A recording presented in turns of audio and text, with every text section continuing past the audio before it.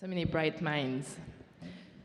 So while our judges are deliberating, I would like to invite our closing remarks and introduce Delaware Syed, who's the special representative for the Office of Commercial and Business Affairs at the US State Department. So a bit about Delaware Syed. He's serving in the State Department. He's leading the efforts to support the export activities of the US companies through commercial advocacy to create a more friendly field for US companies overseas. He draws from 20 years of an entrepreneurial career. He has built global businesses that drive major impact across technology, healthcare, and business services. In addition to his global work, he has led civic efforts at federal and state levels. In the Obama administration, Mr. Syed played an active role in promoting the State Department's Global Entrepreneurship Program and in connecting Silicon Valley innovators with entrepreneurial ecosystems. So really, he's the best person to close our beautiful event for today. Thank you so much for joining me on stage.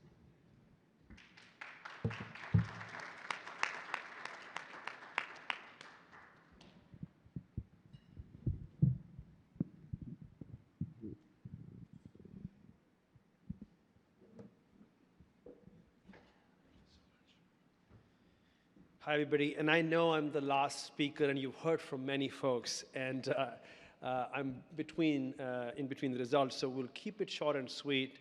And what you'll hear from me is obviously our perspective from the State Department, but also a little bit about what I have learned in my career as an entrepreneur before I stepped into this role.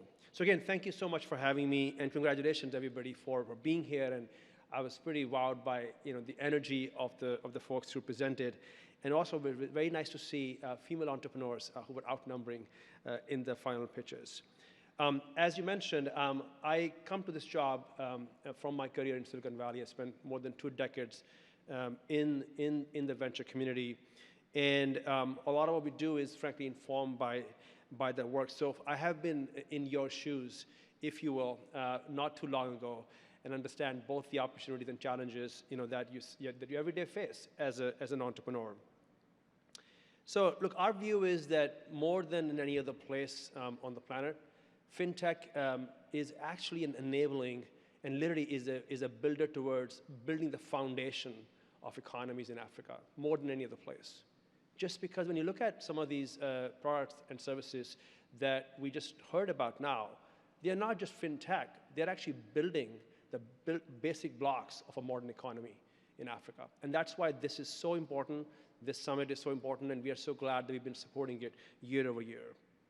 And just when you look at the spectrum of just somebody wanting to raise money as an SMB or wanting to make sure they can sell to unbanked fintech in Africa, obviously going to play a very big role. I just came back from West Africa and Central Africa. I was in Gabon and Cabo Verde, and I saw up close and personal the opportunity that exists from many of these solutions.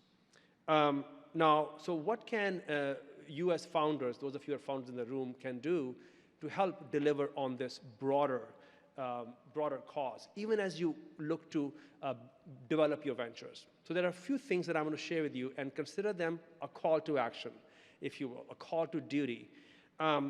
Number one, we know that Africa is not a monolith. I think you know that better than even we do sometimes. Every country has its own trajectory. I was in Gabon recently. It has its own journey, its own challenges and opportunities. So as you think about building applications, please consider that there is a second office in another country or another language. We heard one of the app that uses various dialects. It is so critical that we reach everyone, especially in the underserved segments. Secondly, and this is something that we talk about a lot in the federal government, in USG, and that is that make sure we are adopting open and standard-based platforms. Let me explain to you what that means, and those of you who it may not be clear. We are proud that the US companies built an open operating system for software in the 80s and 90s.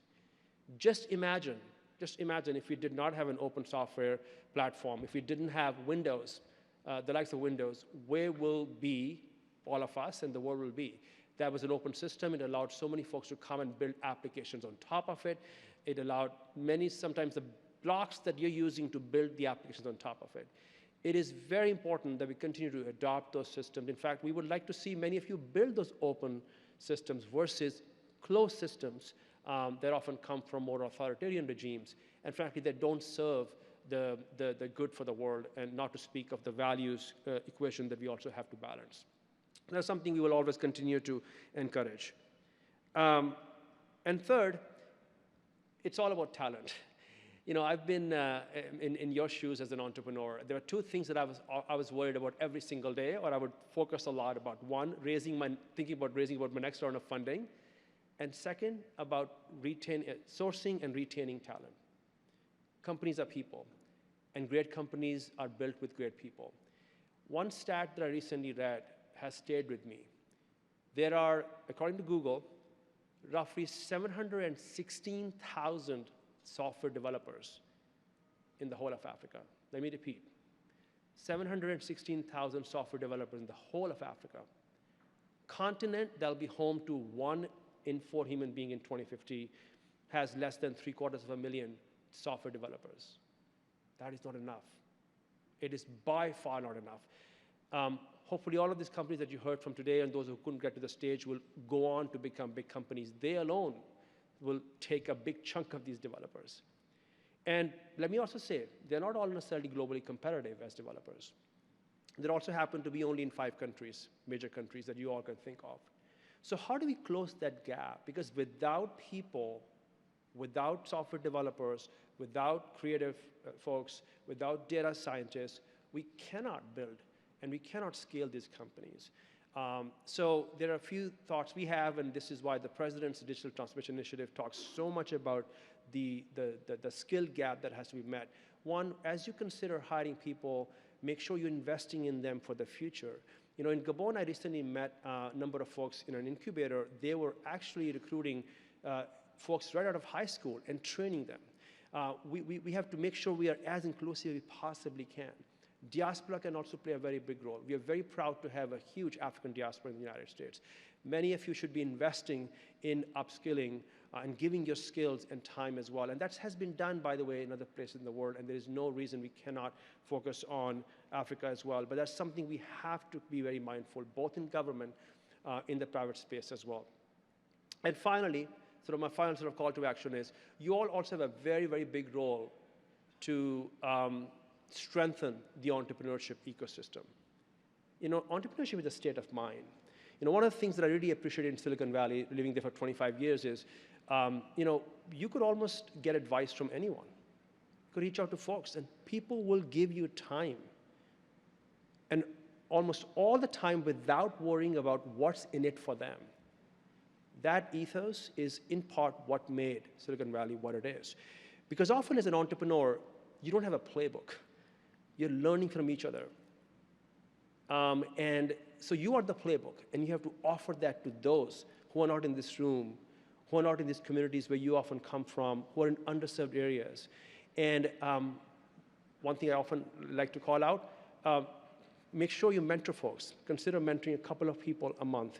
And again, this is an effort where at the State Department, we are also supporting through our diaspora efforts. Office of Global Partnerships here, we invest a lot of effort in ensuring that we can mentor. We have an IVLP program, which is really, at the root of it is the whole idea of mentoring and creating these networks. So it is so important that we build this, again, ecosystem. We develop in the talent.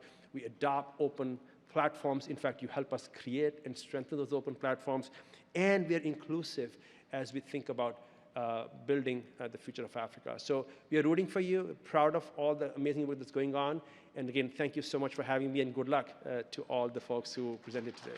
Thank you so much, Eloin. And thank you so much, Samken. Thank you so much for all our speakers, panelists, and the pitching competition participants, and all of you joining her here in DC in person and virtually. Thank you so much. We look forward to seeing you in Lusaka, Zambia this November, and DC again next year. We just want to say thank you again. We have a happy hour sponsored by Crown Bank's agents. shortly in the exhibition area. But we have team across the globe in London, Lagos, Nairobi, and here in Washington, D.C.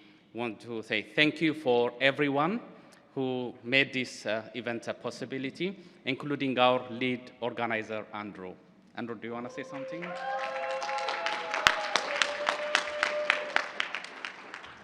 Thank you so much. I just wanted to declare the 9th edition of the Africa FinTech Summit closed.